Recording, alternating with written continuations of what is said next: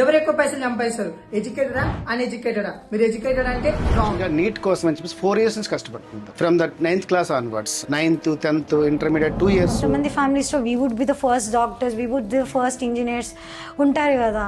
అంటే మొత్తం family relatives పెట్టుకున్న హోప్స్ అన్ని ఒక్క నిమిషంలో కొలాప్స్ చేసేసారు. అదే నువ్వు ఒక అన్ఎడ్యుకేటెడ్ చూసినావు అనుకో, ఒక బిజినెస్ స్టార్ట్ చేస్తాడు, 1 year మొత్తం లాస్ లో పడతాడు, చాలా లెసన్స్ నేర్చుకుంటాడు బిజినెస్ లో ఏమేమి అవుతాయో. అదే నెక్స్ట్ ఇయర్ చూసినావు అనుకో, మస్తు పైసలు సంపాదిస్తాడు. ఎందుకు?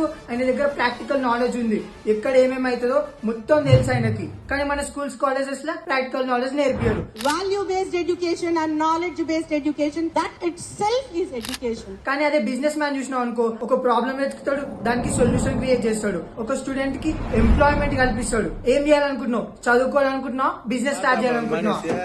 పాల వ్యాపారం మొదలు పెట్టున్నావా? అవును సార్, కాళహస్తి కోవా షాప్ కి కాంట్రాక్ట్ తీసుకుని ఉంటాము సార్ పాలే ఉన్నాయి సార్, అందులో నీళ్ళు కూడా కలిపి ఉన్నావా? ఇప్పుడు దానికి ఎలా చేస్తారా ఏంటి?